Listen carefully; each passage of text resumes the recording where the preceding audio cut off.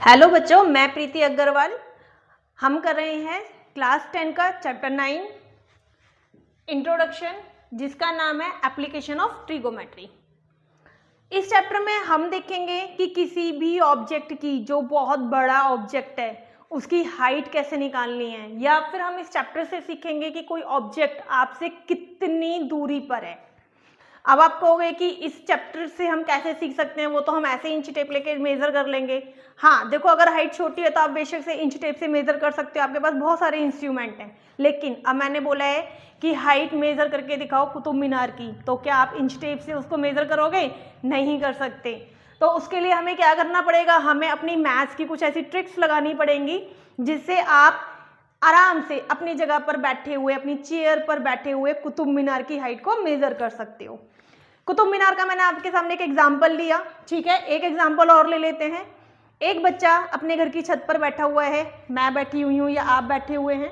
मेरे घर के पीछे एक सड़क है, उस सड़क पर बस आ रही है। मुझे ये देखना है कि ये बस मेरे घर से कितनी दूरी पर है।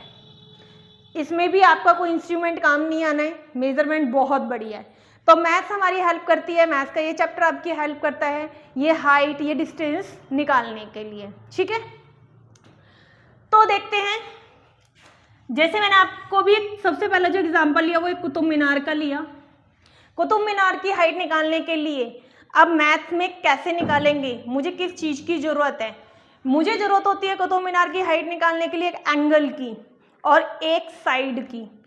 कैसे? देखो, जब आप कुतुब मीनार के पास में खड़े हो बिल्कुल, तो आपको मैंने बोला कि कुतुब मीनार का टॉप देखो। क्या आप टॉप को देख पाओगे? नहीं देख पाओगे। क्यों? क्योंकि वो बहुत ऊंचा है। यूं करके देखने से कुतुब मीनार का कुछ पार्ट तो दिखेगा, लेकिन टॉप नहीं दिखाई देगा। टॉप को देखने के लिए क्या करना पड़ेगा? आपको आपकी पोजीशन को छोड़कर कुतुब मीनार से थोड़ा दूर जाना पड़ेगा। जैसे ही आप यहाँ पर पहुंचे, मैंने पूछा हाँ टॉप दिखाई दिया, आप बोलोगे नहीं, अभी तो मुझे सिर्फ ये हिस्सा दिखाई दिया है, ठीक है, और पीछे हो जाओ। और पीछे पीछे पीछे पीछे होने के बाद आप कहते हो हाँ जी, मुझे आपके कुतुब मीनार का टॉप दिखाई देने लगा। तो बेटा, जब हम कुतुब मीनार से कुछ दूरी पीछे गए, कुछ स्टेप्स हमने बैकवर्ड किए, तो हमारा एंगल जो कि स्ट्रेट लाइन पर 90 डिग्री था, वो घट कर कुछ और डिग्री हो गया होगा। कितना डिग्री वो आप बताओगे कि ये 30 डिग्री पर हो सकता है, ये 60 डिग्री भी हो सकता है, ये 75 डिग्री भी हो सकता है, 45 डिग्री, कितना भी, ठीक है। बट एंगल डिक्रीज हुआ होगा, ये श्योर है। तो यहां से एक चीज ये ध्यान रखना कि जब हम अपनी स्ट्रेट लाइन से दूर जाते हैं किसी भी साइड, लेफ्ट और राइट, तो हमारे ऑब्जेक्ट से एंगल हमेशा डिक्रीज ही होगा, इंक्रीज नहीं होगा। क्लियर? सेकेंड पॉइंट पर हम चलते हैं कि जब हम अपने ऑब्जेक्ट से दूर खड़े हैं, ऑलरेडी मैं यहां पर खड़ी हुई हूं, और जब मैं अपने ऑब्जेक्ट की तरफ चलकर जाऊंगी, जब हम यहां पर पहुंचेंगे, इसके नियर बाय जाने की कोशिश करेंगे, तो हमारा एंगल हमेशा इंक्रीज होगा। यहाँ पर अगर आप 60 डिग्री पर खड़े थे, अगर आप आगे जाओगे तो एंगल बढ़ जाएगा। हो सकता है यहाँ पर ये 70 हो गया हो, और आगे गए 80, जब आप यहाँ पर गए तो 90 डिग्री। तो यहाँ पर मैंने आपको ट्राई किया है ये समझाने का कि हम जब किसी स्ट्रेट लाइन के ऑब्जेक्ट पर होते हैं, दूर जाने पर एंगल घट जाएगा और स्ट्रेट लाइन की तरफ आने पर एंगल हमारा बढ़ जाएगा।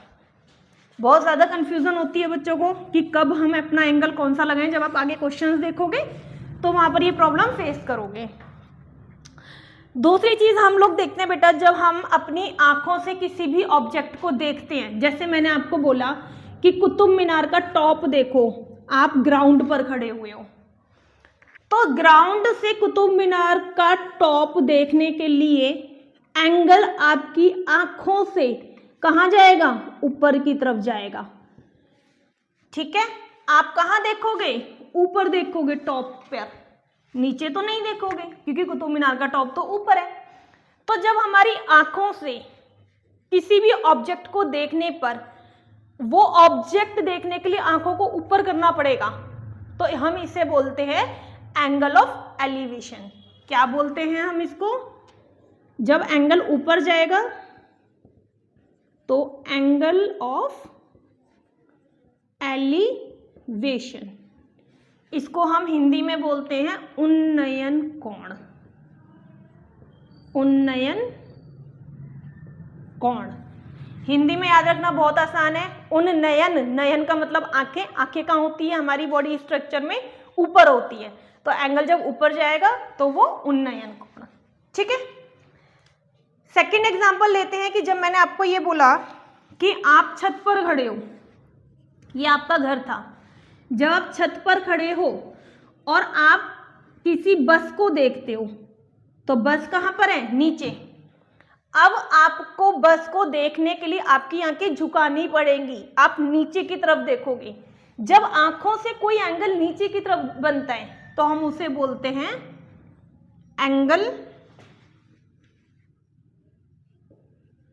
Angle of depression. ठीक है, और इसको हिंदी में बोलते हैं अवनमन कोण। अवनमन कोण, हिंदी में अवनमन कोण याद रखना भी बहुत आसान है बेटा।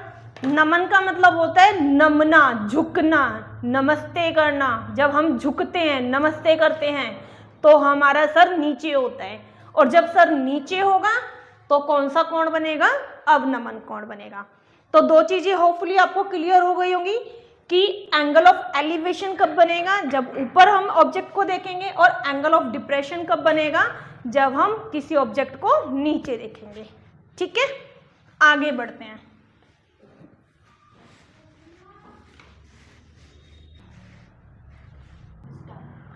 तो बेटा तीसरी सिचुएशन आती है कि अगर हम ऑलरेडी एक हाइट पर खड़े हुए हैं और वहां से हम किसी ऊपर के ऑब्जेक्ट को देखते हैं, तो उस केस में क्या होगा? देखते हैं। अभी तक हमने दो एग्जांपल लिए थे कि हम छत पर खड़े हैं और नीचे बस को देख रहे हैं। ठीक है, एक हमने लिया था कि हम बाहर ग्राउंड पर खड़े हुए हैं, हम कुतुब मीनार को देख रहे हैं। तीसरी सिचुएशन देखो, मैंने आपको बोला कि आप अपने घर की छत पर खड़े हुए हो, ऑलरेडी आप छत पर यहाँ खड़े हुए हो, और आप आसमान में उड़ती हुई एक पतंग को देख रहे हो। यहाँ पर आपकी काइट है जिसे आप अपने घर की छत से देख रहे हो। अब एंगल कहाँ बनेगा आपकी आंखों से? एंगल की टेंशन मत लेना, ये आपके क्वेश्चन में गिवन होगा कि एंगल कितने डिग्री का बन रहा है। अब आपको क्वेश्चन ने बोला कि एंगल 30 डिग्री का बन रहा है। आप छत पर खड़े हो, पतंग को देख रहे हो, और आपकी आंखों से उस पतंग का 30 डिग्री का एंगल बन रहा है। तो क्या आप एंगल को ऐसे बनाओगे? नहीं, एंगल हमारा आंखों से बन रहा है। ठीक है, तो एंगल बनाने के लिए हमें एक हॉरिजॉन्टल लाइन डालनी होगी, और इसी हॉरिजॉन्टल पर आप अपना एंगल बना दोगे। क्लियर है? तो इस चीज को ध्यान रखना, जब आप अपने क्वेश्चंस करोगे तो जो एंगल बनेगा वो हमेशा हॉरिजॉन्टल लाइन, जिसे हम बेस लाइन भी कहते हैं, हमेशा बेस लाइन पर बनेगा। क्लियर?